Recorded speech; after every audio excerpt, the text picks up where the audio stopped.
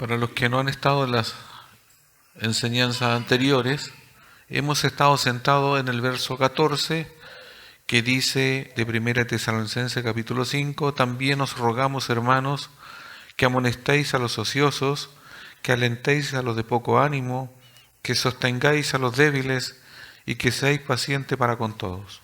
El 15 dice, pero que ninguno pague a otro mal por mal, antes seguir siempre lo bueno, uno para con otros y para con todos. Dentro del desarrollo de esta carta que Pablo le envía a los habitantes de Tesalónica, pero especialmente hoy y obviamente centrado en los cristianos, a la iglesia que se había creado hoy después de la predicación, esta iglesia al poco andar no es que presentaba grandes problemas como otras iglesias ya del Nuevo Testamento donde se envían ciertas cartas hablando de doctrina y corrigiendo la mala conducta, pero sí estas cosas se veían en la iglesia. Como lo vimos en el 12 y 13, había también una falta de sometimiento al liderazgo, porque el liderazgo también era un liderazgo nuevo. Como era una iglesia nueva, tenían poco tiempo, y ese liderazgo salió de los mismos que llevaban poco tiempo. Entonces había, por decirlo así, un desprecio a ese tipo de liderazgo. Por eso dice que a los que presiguen al Señor y amonestan, que los tengáis de mucha estima. O sea, no lo habían apreciado como tal en aquel momento. Y después hay una exhortación específica a los hermanos. Y dentro de lo que estamos desarrollando, podemos identificar que hay 5 tipos de ovejas. En razón de este sermón, y lo vuelvo a repetir, pueden haber más tipos de ovejas. Cuando identifica la oveja, siempre hace una distinción entre las buenas y las malas, las blancas, las negras, etcétera. Bueno, pero esos son metáforas o formas de enseñanza solamente. Yo lo explico esto para que no digan, no, si el pastor dijo que habían 2, que habían 5 y que usted encontró otra y otra le empieza a discutir. Es simplemente en razón de una enseñanza. Entonces, vimos ya anteriormente que se puede distinguir que habían ovejas rebeldes, cuando en este título, ya de decir ahí no dice rebelde, pero se entiende que cuando vemos que amonestéis a los ociosos, la oveja ociosa es la que deja de servir, la que deja que estar o está estática. Y en el fondo la rebeldía se produce porque no quiere hacer algo de manera consciente. Entonces por eso se le dice oveja rebelde cuya necesidad es volverse a alinear. Como ya lo explicamos que la persona ociosa o la oveja ociosa dentro del contexto de la iglesia es alguien, se usa el término militar, que es que se sale de la fila, se desordena. No necesariamente en un ámbito pecaminoso, no es eso, sino que se desordena porque todo tiene un orden. La oveja preocupada o de poco ánimo o de alma pequeña, aquí exhorta cuando dice alentéis, ahí va diciendo que es lo que hay que hacerse con esa oveja, cuya necesidad es tener más ánimo, fe, audacia y confianza. Y ya también la vimos que en contraste hay ovejas y nombramos el personaje de Pedro, que siempre tenía entusiasmo a hacer las cosas, ¿cierto? Que se iba al otro extremo. Y a lo mejor la oveja preocupada o de poco ánimo es a veces preocupada por simplemente afanes de la vida, cosas que vienen, cosas que no suceden, falta de respuesta en la oración, porque a veces nosotros creemos que Dios nos debe responder en forma inmediata, pero a veces no es tan así. Entonces eso puede preocuparnos y eso nos puede dar poco ánimo. Después también la oveja débil, cuya necesidad es ser más disciplinada en la santidad. La oveja débil es cuando una oveja, un miembro de la iglesia que puede caer en pecados, y esa oveja también es necesario, dice, que sostengáis, hay que hacer un acompañamiento para que esa oveja no esté ahí en esa situación, sino que pueda salir del estado de debilidad que puede enfrentar, cuya necesidad es ser más disciplinada en la santidad.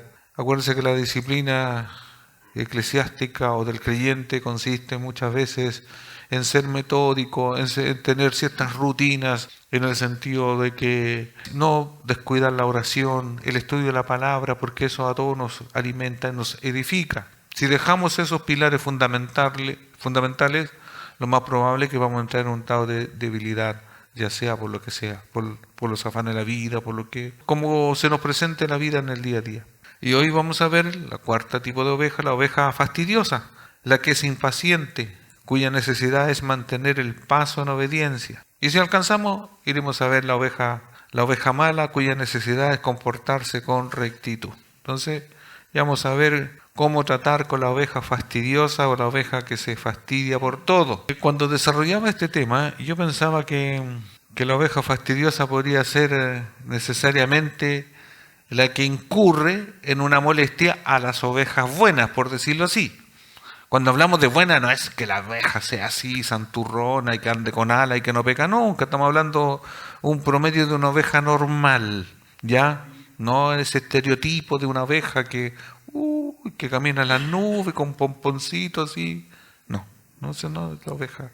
Ya una oveja promedio que ya ha alcanzado cierta madurez, no podemos tampoco calificar de que cuál llegó al techo de la madurez absoluta y que de ahí no idealicemos tampoco eso, sino que una oveja madura que ya lleva tiempo, que sabe, que se comporta conforme a las escrituras, que a veces tiene altos y bajos, pero dentro de todo no tan bajos tampoco. Pero ¿cuál es el punto? Que pensamos que la oveja o podríamos pensar que la oveja fastidiosa es la que fastidia, es la que molesta. La oveja fastidiosa podríamos entender de que la que se le instruye algo, se le aconseja algo y hace todo lo contrario.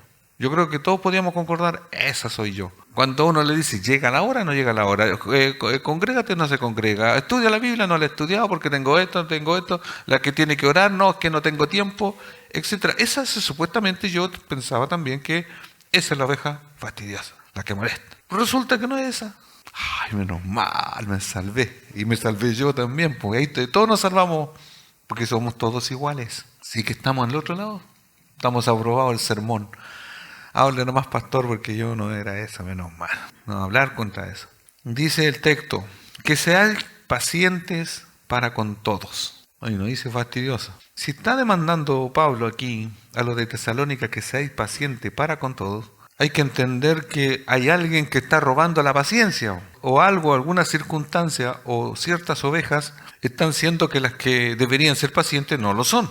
Y por eso dice que seáis pacientes para con todos. Es fácil que las ovejas sanas, ya, o maduras, se frustren, enojen o desanimen con alguna de las ovejas con problemas crónicos. ¿Cuál es el punto? ¿Y para dónde va apuntando esto? De que idealmente nosotros, o cuando uno enseña, y esto pasa en todo tipo de cosas, cuando sobre todo, por decir, en una empresa o una institución, en lo que sea, se supone que hay una jerarquía y cada uno tiene un puesto, tiene algo que ejercer y algo que ejecutar. Y todo dentro de una composición de una empresa, no todos van a hacer lo mismo. Unos van a hacer unas cosas administrativas, otros van a ejecutar ciertas cosas, etcétera. Depende de la composición de una empresa. Para mejor comprensión podríamos decir o usar como analogía cuando en el fútbol, ¿cierto? Que hay una formación de 11 jugadores, cada uno tiene una función, y también los que están afuera, como el director técnico, el arquero tiene que hacer ¿qué? Atajar. No puede andar adelante, aunque puede salirse. Está la defensa, los del medio y de ahí los delanteros. Por lo que yo no soy futbolista o futbolero, así que algo sé nomás, pero ¿cuál es el punto? Que se supone que cada uno en su puesto tiene que hacer lo que corresponde. Pero ¿qué pasa cuando, de la perspectiva externa, cuando los que deben, por ejemplo, si el arquero no está haciendo lo que tiene que hacer y anda en el otro lado jugando, en la delantera y el arco queda desocupado, los que están observando el partido, ¿qué pasa con ellos? Se impacientan, se enojan. ¿Y cómo? Ese sí tiene que, y le estamos pagando tanto y tiene que hacer eso. Y por ahí va la cosa. La oveja fastidiosa es la que se fastidia en razón, y por eso el título es de la oveja fastidiosa, es la oveja que se fastidia, se enoja en razón de que las otras ovejas que no están haciendo lo que deberían hacer, le roban la paz, la tranquilidad. Cuando uno lo está enseñando a los niños cuando chicos y le decía, apréndete el abecedario, apréndete las tablas y todas esas cosas, y estaba ahí y no le entraba a la cabeza. ¿Y qué le pasaba a uno? Uno se enojaba. Con los hijos uno la paciencia se va al límite. O cuando uno dice, no, si ya me la sé. Sí, uno estudió, va, y le traen un 1, pero seco. Es que cuando llegué y hice la prueba se me olvidó todo. Porque a nadie nos da alegría después de los papás de todo el esfuerzo, ¿cierto? O que uno trabajó en un trabajo, le hizo casi todo, después igual le trae una mala nota. Ese fastidio se traspasa a las ovejas que son sanas, por decirlo así. A la oveja que tiene una buena conducta. ¿Por qué? Porque esa oveja se irrita, se fastidia por la mala conducta o la conducta mala recurrente del que no obedece. ¿Y qué es lo que dice aquí? Dice que hay que ser paciente para con todos. no para con algunos. La versión que usted busque dice para con todos. Siempre hay desilusión, tristeza en una relación de discipulado cuando un creyente maduro ha enseñado, formado, exhortado, fortalecido y animado a un creyente menos maduro solo para ver que esa persona manifiesta un poco compromiso con Cristo o poca evidencia de crecimiento espiritual. Hay una tristeza, hay un desazón, ¿cierto? Porque usted le puede tocar dentro del contexto de la iglesia, usted llevó a alguien, trae a alguien a la iglesia por primera vez, después usted mismo a lo mejor le empieza a enseñar, a eso se le podemos decir discipulado, también hay un discipulado formal. Pero ¿cuál es el punto? Usted le empieza a enseñar, esa nueva ovejita integrante de la iglesia se empieza a animar, sigue, camina, pero de repente sale como que quiere volver todo para atrás. Y usted se va a desanimar y usted le va a dar tristeza. O que tenía un mal hábito, un pecado, y logra salir de ese pecado, y después dice, usted lo ve, pasan 1 año, 2 años, que pucha, y de repente vuelve a lo mismo, se produce una decepción. Por lo visto, algunos creyentes en Tesalónica habían oído la verdad de Pablo y otros maestros, habían tenido múltiples oportunidades para aplicarla, pero su progreso espiritual era insignificante. Como resultado, Pablo exhortó a la congregación a ser pacientes para con todos. Hace días también les vengo diciendo que existe una iglesia ideal que no es, en toda iglesia local, física, de Linares, de donde sea, de los sectores, ¿cierto? Todas las ovejas no van al mismo ritmo, todas las ovejas no van al mismo nivel espiritual. Se debería, idealmente, pero no sucede eso. Por lo mismo hay todas estas indicaciones dentro de la Biblia, dentro de las cartas. Por eso hay que corregir, hay que hacer esto, porque es así. Uno observa los dedos humanos, no son iguales, pero están todos ahí. Tienen distintas funciones, unos más que otros. La iglesia también, como es un cuerpo, también los miembros de la iglesia. Y esto hay que aprenderlo y esto hay que practicarlo. Por eso la Biblia lo advierte, por eso la Biblia nos enseña, nos disciplina en cuanto a la enseñanza, a tener ese criterio, porque si no lo hacemos y no lo aprendemos, considerándonos nosotros las ovejas bien, que estamos sanitas y todo lo demás, ¿cierto? Tenemos que aprender de que nosotros tenemos que ser pacientes para con todos. Que cuando nosotros demos por sentado que alguien sabe algo, pero después nos damos cuenta que no lo sabe, y uno dice, pero ¿cómo no debe saber si te lo enseñé, te lo dijo, sucede eso. Cuando Pablo usa la palabra pacientes, dio el mandato a ser tolerantes con quienes tenían sus luchas. Al decir todos, Pablo se refería a aquellos con quienes los cristianos fuertes podrían volverse fácilmente impacientes. No todos en la iglesia crecen de la misma manera o con la misma velocidad. Por lo tanto, los que tienen un rápido o buen crecimiento tienen que ser tolerantes con lo de crecimiento más lento o débil.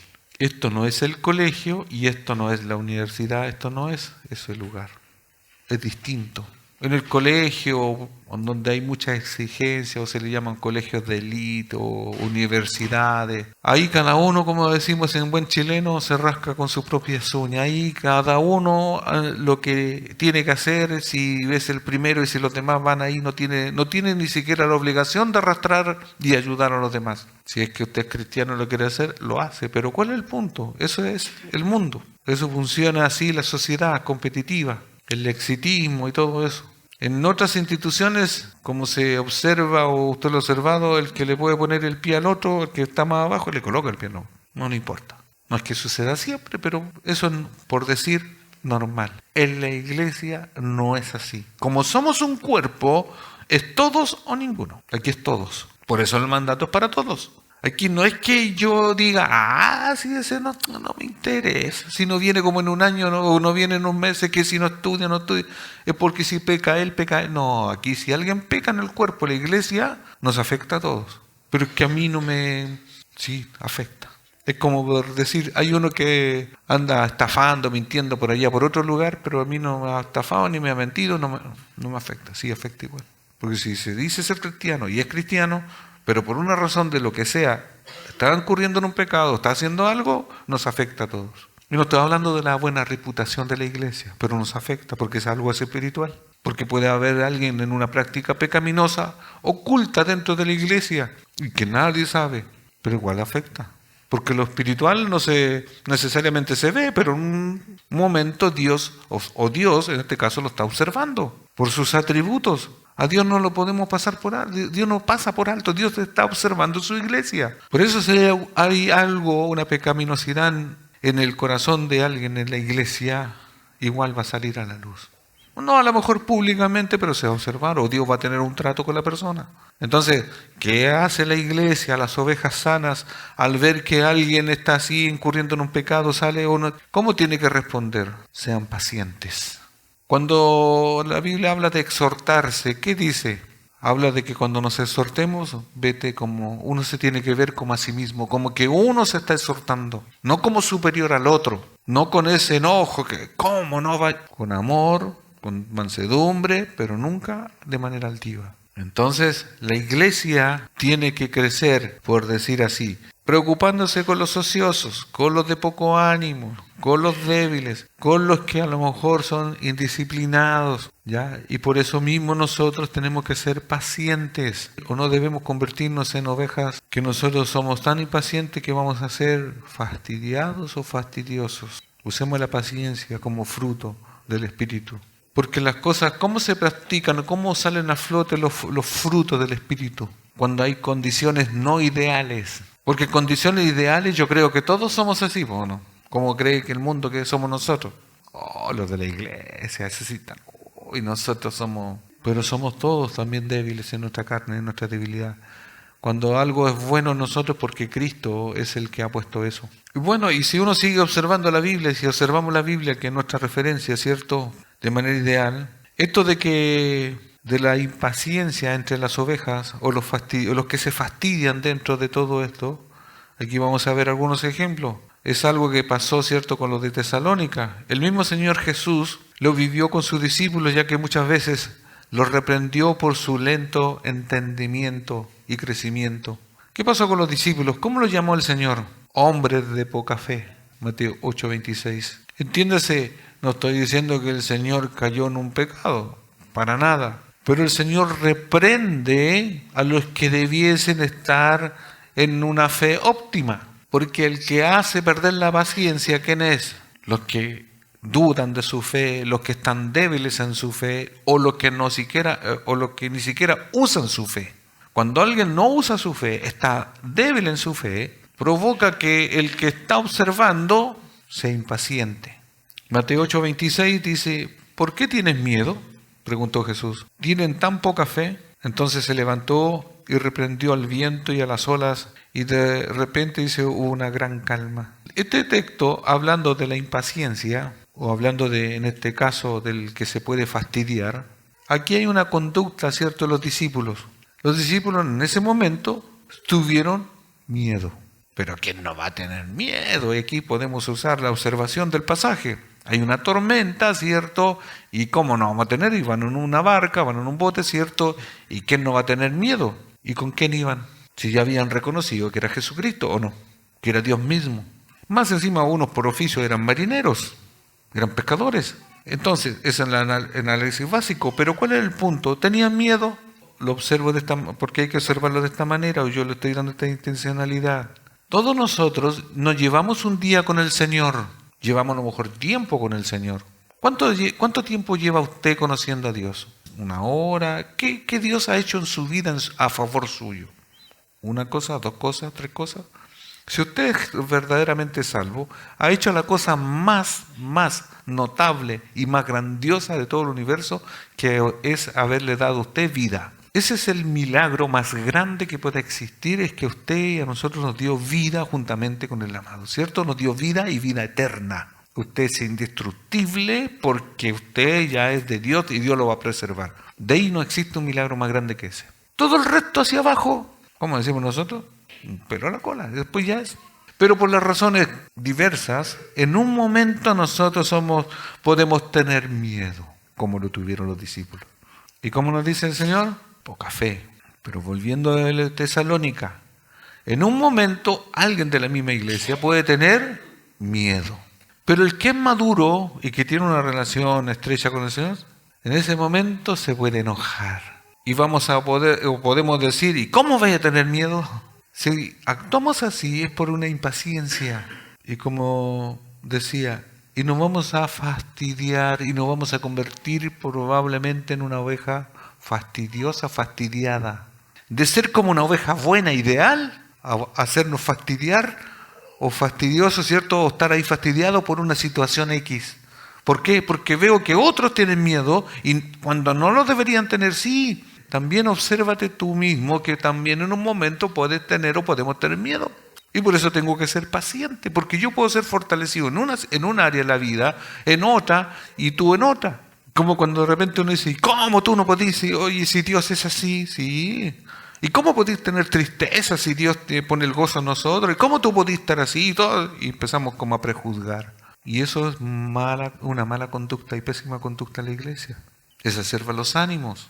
Es usar el orgullo y otros. Imagínense, todo lo que yo estoy relatando es porque se unen otros pecados y el cuerpo se resiente. Por eso tenemos que ser pacientes para con todos.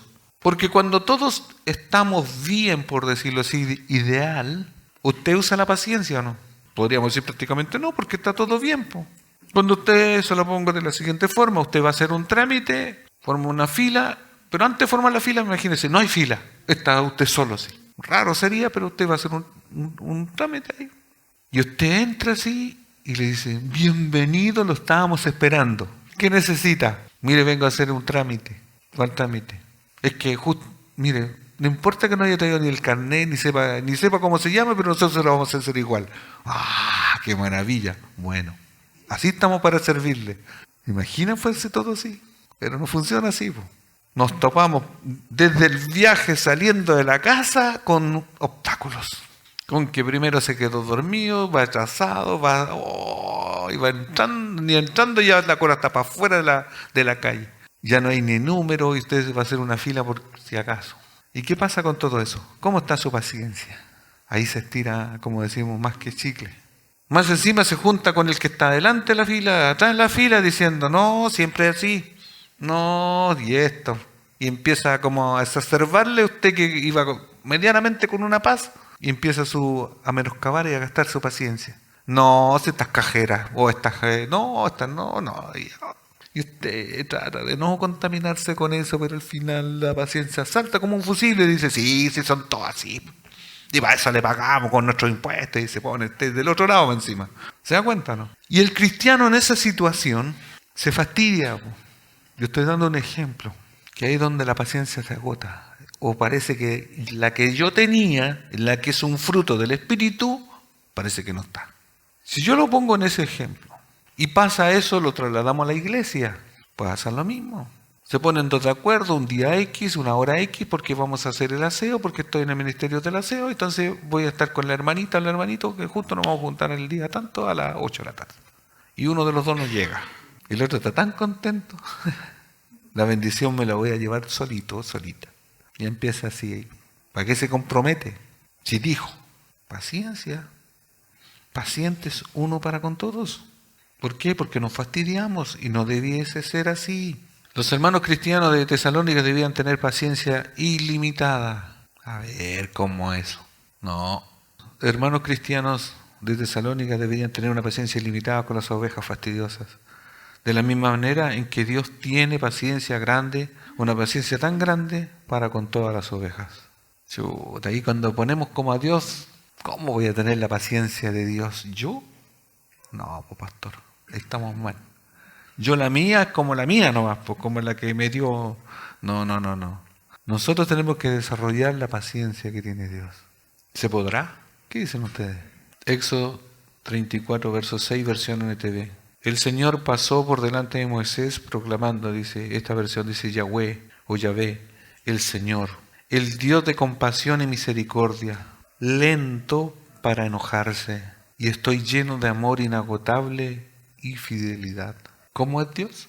Lento para enojarme, y estoy lleno de amor inagotable. Mire qué maravilloso es nuestro Dios y cómo son sus atributos. Dios es lento. Si Dios es lento para enojarse, y piense cuando nosotros nos portamos mal y necesitamos ser corregidos por Dios, si Dios fuera rápido en enojarse, nos hubiese consumido ¿qué tiempo? estaríamos todos muertos y acabados. Pero como es lento para enojarse, no está diciendo que no se enoja nunca, o que pasa por alto el enojo, no, es lento. O toma su tiempo, y nosotros, por las razones que sean, no funcionamos así. ¿Han escuchado eso? No, queremos que las cosas funcionen, ese chisteo de dedo, así como que funcione todo rápido. Para los demás, pero para cuando nosotros, no, po, no necesito tiempo. A mí me da risa, pero también paciencia me da. Cuando me toca hacer el discipulado, hay un versículo que hay que aprendérselo. ¿Le ha tocado a usted ser discipulado que lo discipulen? Y hay un versículo. Casi nadie se lo aprende. Y casi nadie. Nadie se lo aprende. Pero algunos se lo han aprendido. Pero igual lo leí y me dicen. Ahí la paciencia del que está discipulando es para decir, bueno, si no te lo aprendes, mejor ven la otra semana y ahí, cuando lo tengas aprendido, seguimos con el discipulado. ¿Debiese ser así o no? ¿Y qué hace uno? No importa, pero ¿lo leyó? Sí, sí lo leí. ¿Lo escribió por ahí? Sí, está bien. Bajándole como... Porque yo también me veo que yo a lo mejor hay pasajes que tampoco me los sé. O se me olvidó, los doy vuelta y no sé, estoy citando unos más torcidos que no sé qué, pero son de la Biblia, digo yo. Paciencia, porque Dios es paciente. ¿Por qué cito estos pasajes? Porque tenemos un ejemplo bíblico de paciencia de parte de Dios. Y si no es de Dios, ¿de dónde vamos a sacar ese ejemplo? No puedo estar jactándome, diciéndome, sean pacientes como yo, sean pacientes como... No, sean pacientes como Dios. Porque todos estamos bajo esa misma cobertura de Dios. Números 14:8, versión NTV, dice: el Señor es lento para enojarse y está lleno de amor inagotable, perdona toda clase de pecado y rebelión, pero no absuelve al culpable. Él extiende los pecados de los padres sobre sus hijos. Toda la familia se ve afectada, hasta los hijos de la tercera y cuarta generación. Ahí describe el corazón y el carácter de Dios. Sigue diciendo la misma idea, es lento para enojarse y está lleno de amor inagotable y que perdona algunos pecados o todos. Dice, toda clase de pecado y rebelión, pero no absuelve al culpable. O sea, al que no confiesa sus pecados. Al que los confiesa, se arrepiente, obviamente lo perdona. Al culpable quiere decir al que no quiere jamás arrepentirse. Y extiende los pecados de los padres sobre sus hijos. Toda la familia se ve afectada. Esta versión explica un poco eso. Hay consecuencias que se viven por el mal actuar de un padre. Si un padre fue, por decir, alcohólico, va a empobrecer a sus hijos y a toda la familia. Esas son las consecuencias. Él se puede arrepentir de su alcoholismo y salir de eso, pero lo más probable es que quede un cierto tipo de secuela o consecuencia. A eso se está refiriendo, porque Dios es tan justo que no va a castigar a los hijos por el pecado del padre, pero las consecuencias quedan. A eso se refiere. Cada uno es juzgado por cada uno.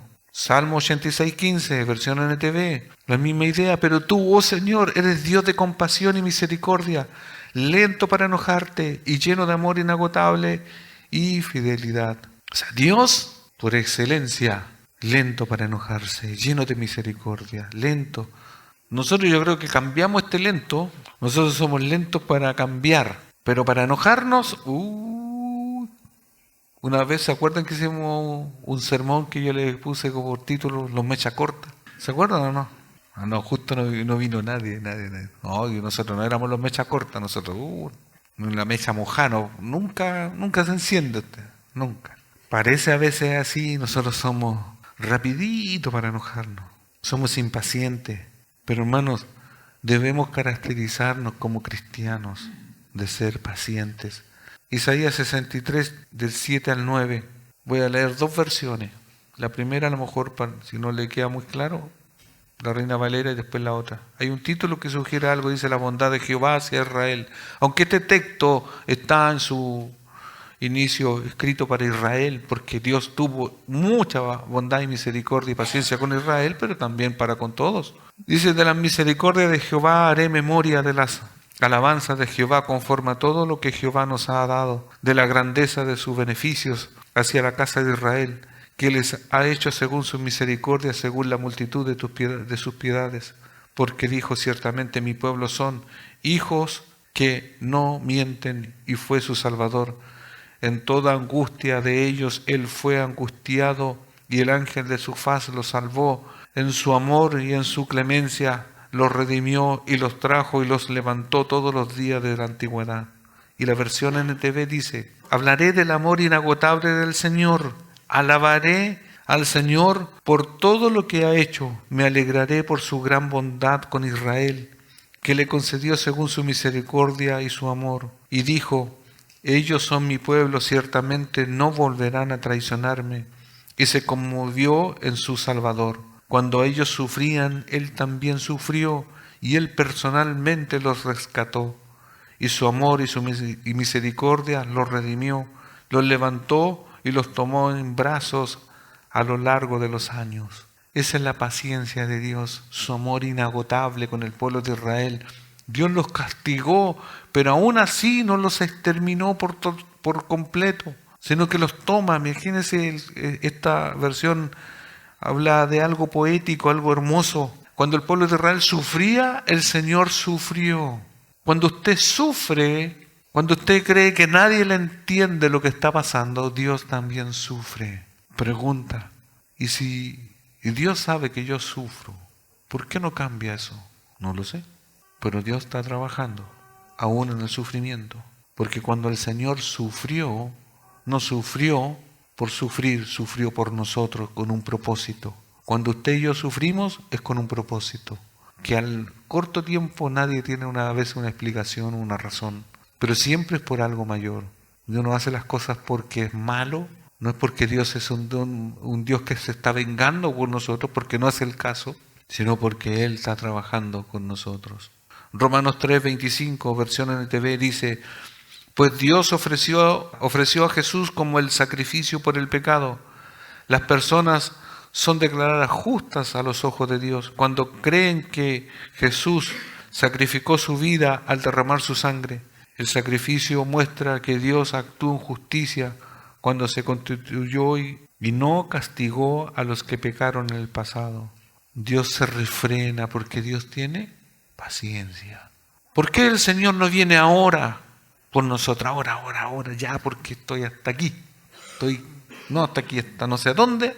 Ya con todo lo malo, si es como que una y otra. Porque el Señor tiene paciencia. Porque está esperando que otros lleguen al arrepentimiento. Porque la manera egoísta de nosotros es que si ya estamos en el reino de los cielos y el Señor viene ahora, es como yo estoy en el, no sé, voy a hacerlo con tren. Si yo estoy en el vagón que va al cielo, por decir así, ya me subí, estoy en el tren, no importa, ya estoy. Pero ¿cuántos millones que todavía no se suben o no se suman? ¿Y qué pasa con ellos? No podemos ser tan egoístas. Por eso por ahora tendremos que sufrir, tenemos que esperar en su paciencia de Dios. Efesios 4:2, sean siempre humildes y amables. ¿Y qué dice después? Sean pacientes unos con otros, tolérense las faltas por amor. No es que pasen por alto el pecado, no. Si a nosotros nos ofenden o si ofendimos, tenemos que usar el perdón de los unos con otros. ¿Se va entendiendo? Esa es la impaciencia o no ser paciente para con todos, que nos genera un desazón y nos podemos agraviar, nos podemos poner ahí, ¿cierto? Al final de ser una oveja buena nos descomponemos porque claro, si esto no cambia, porque claro, pucha, yo he enseñado todo esto, he repetido la misma cosa y están igual. Pero a lo mejor por otro lado hay otros que están obedeciendo y están cambiando, están madurando, Entonces tenemos que esperar, animar a los que van más tarde, sí. Así con la paciencia de unos con otros, la iglesia se va edificando y nos vamos dejando atrás a otros. Porque la mala visión, acuérdense, cuando decimos que el pastor tiene que hacer todo, sí hace su función, pero también los hermanos, unos con otros, se colaboran y colaboramos en lo mismo. Y está eso, los ejemplos, el mismo Antiguo Testamento. ¿Se acuerdan Moisés? Cuando Moisés ya no daba abasto con un pueblo y todas las quejas y todos los problemas le llegaban a él y el suegro le dice, ¿por qué no constituyes a otros también líderes o ancianos que te ayuden? Y organizó a ancianos o líderes de las tribus, de 100, de 1000 y de ciertos grupos, y entonces eso le alivió también el trabajo. Y esto como el cuerpo, unos con otros, por eso dice también os rogamos hermanos, eso dice el 14, unos con otros, la paciencia es para con todos. El ejemplo de Pedro es muy claro en cuanto a la paciencia que hay que tener unos para con otros. Cuando Pedro le preguntó a Jesús, ¿cuántas veces se debería perdonar? También lo enseñamos una vez. Entonces se le acercó Pedro y le dijo, Señor, ¿cuántas veces perdonaré a mi hermano que peque contra mí? ¿Hasta 7? Jesús le dijo, hasta 7. Jesús le dijo, hasta 7, sino aún hasta 70 veces 7. Cristo enseñó que no debe haber un límite. Hermanos, esto lo vimos que no es que exista un número. En la cantidad de veces, ¿cierto? Nos centramos muchas veces. Eso sería legalismo. Cuando Pedro le pregunta al Señor Jesús es como decir, oye Pedro, oye José, oye, ponga su nombre. ¿Cuántas veces nos ha perdonado Dios a nosotros? ¿Usted lleva la cuenta? ¿Cuántas veces usted le ha pedido perdón a Dios? ¿O usted no pide perdón? ¿O porque usted nunca comete una falta, nunca comete un pecado? ¿Se ha preguntado, tiene usted la estadística, cuántas veces usted al Señor le ha ofendido? ¿Una? ¿Dos? ¿Cuántas? ¿Tiene alguien la cuenta o no tiene? No tiene la cuenta. Tiene mala memoria. Yo sé que son billones de billones elevado a los billones de billones. Es potencialmente, no tengo la cuenta, infinito. No sé. Entonces cuando nosotros miramos al Señor, ¿cuántas veces Él me ha soportado con su paciencia? Pero yo en un momento me agravié, ¿cierto? Porque alguien me ofendió, por esto, por lo otro, vi una situación. Yo tengo que ver eso y verme reflejado de que yo también tengo que perdonar, no necesariamente a veces una ofensa ya objetiva, pero también ciertos comportamientos. ¿Qué pasa? Y vuelvo a usar los mismos ejemplos, porque soy el mismo. Por eso también usted se cultiva su paciencia de escucharme. Tantas veces que yo he repetido que lleguemos a la hora. ¿Qué tal si se me ocurre la buena idea y le pongo ahí y nadie entra y se quedan afuera? Buena la idea. Van a aprender, yo creo. Pero mi paciencia dice, y no es que no me enoje, pero no me debo enojar, porque digo también, algo le habrá sucedido. A lo mejor sus sábanas no son como las mías. A lo mejor sus sábanas son tan ricas, son tan suavecitas, son de 1500 hilos, de un algodón que yo no tengo. A lo mejor puede ser, yo pienso eso. Su agüita de cuando se duchó en la mañana le salió tan rica, tan calentita, la mía me sale tibia. Entonces su sistema de calefacción es tan rico que no dan ganas de salir al frío. Y al revés, porque cuando es el verano, su casa era tan fresquita y salir al sol y todo eso. O usted disfrutó de su desayuno y ahí vio un video, vio lo otro y de repente vio lo otro y no sé, yo a veces pienso esas cosas. O en la noche, el día antes, no dijo, tengo sueño, flojera, y me acuesto nomás. No planchó, no juntó los zapatos en los calcetines ni ninguna cosa. Yo mañana veo nomás. Pero cuando fue a ver su ropa, resulta que estaba toda en la lavadora, o lo que quería pensado no estaba arrugado, y le faltaba un botón, no sé. Bueno, esos son percances, pues. Pero lo más fácil que yo a veces pienso que podía suceder es que los demás tienen la culpa cuando usted viene en su auto y hay un taco, un accidente. No, pues ahí, pastor, si quiere iba a hacer si había un taco ahí, pues. Había otra cuestión por el otro lado. Yo hice todo lo que usted dijo que tenía que hacer.